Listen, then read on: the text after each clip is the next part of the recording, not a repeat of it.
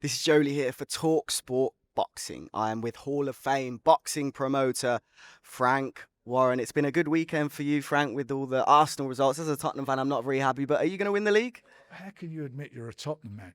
Yeah, I hope they are. I mean, it's ours to lose, isn't it? It's ours to lose. We keep saying that, but I just hope that we can get some consistency. We've just gone off the boil a little bit. We sort of have a good match, then a Yeah, dodgy one, and then back. So let's just hope the consistency's there.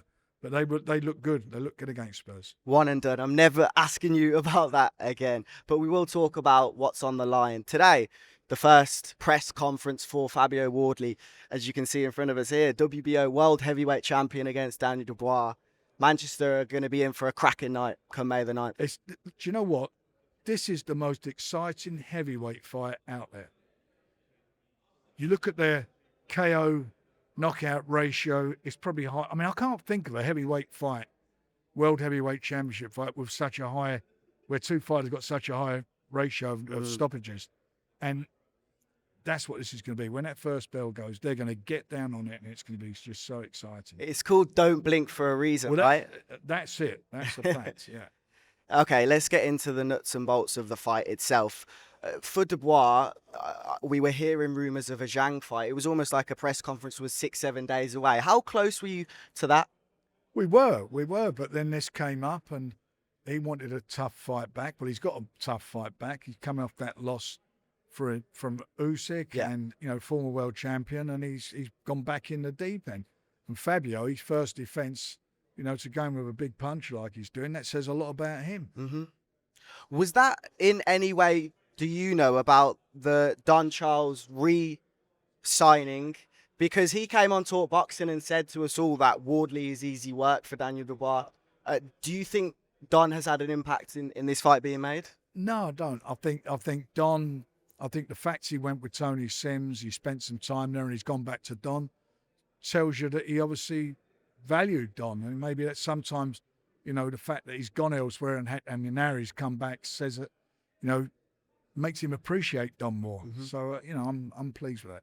And there's 4 fights on British soil coming up, and all of them Great shows. involve you. Do you think And do you still think action. you've had a heavyweight stable this good in your entire reign as a boxing No, promoter? no, we've got the best heavyweight stable, I should think, that anybody's had in the last 50 years, going back to Don King days. Where does the winner go? Maybe a unification with Usyk, 4 belts on the line, or there's Tyson's there. There's so many different permutations. What do you make of the breaking news, Conor Benn? It still feels, even though it was Friday, everyone is talking about it. I think I've seen Eddie. I've seen Eddie, and it's I've been there, so I know what that's like. And but it is what it is. He was out of contract by the sounds of it. They didn't match it. He's gone elsewhere after swearing loyalty to him and doing what he's doing. But I think Conor Benn's had a real result.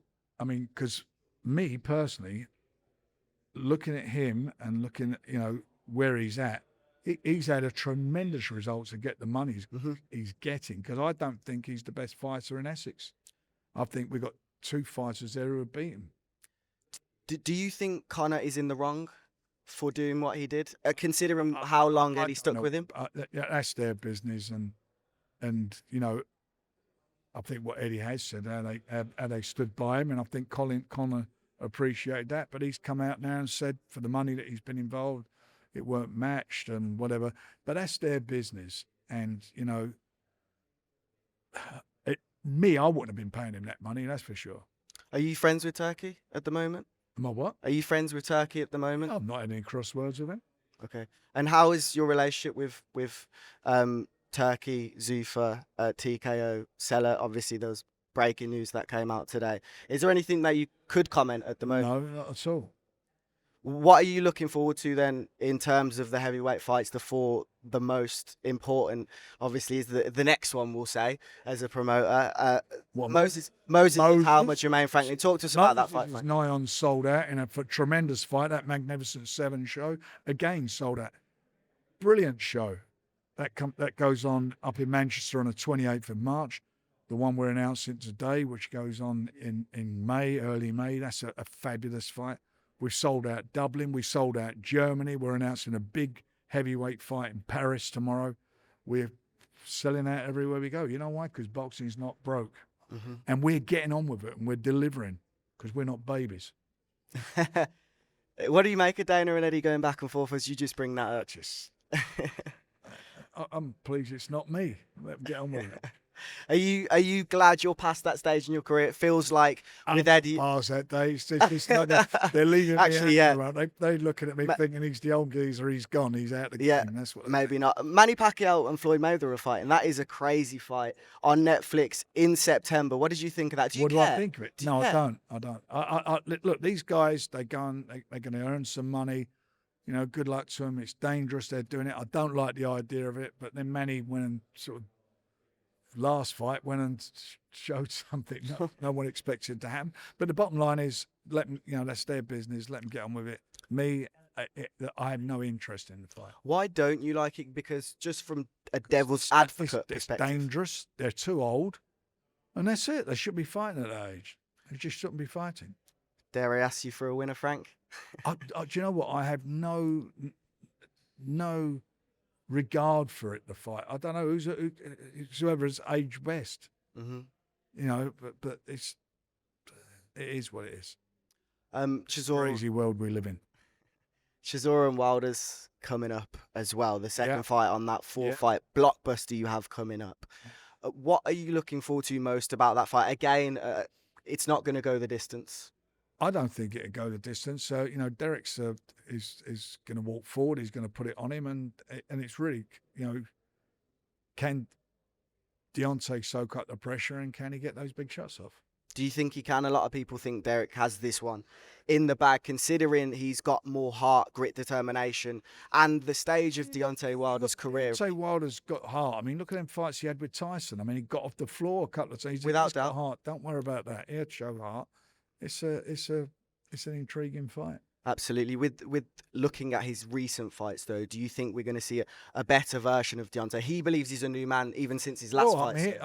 Talking to him at the press conference and hearing what he's got to say, he seems to be in a good place. Mm-hmm. And you need to be in a good place. He's in his 40s now. Is he 41 years of age? Derek's the same. They're not young guys. These are probably if they got one or two fights left in them after this, that'd be about it. We'll end off with Tyson then. Obviously, we've spoken about the Makhmudov fight. You've spoken about it a little bit already.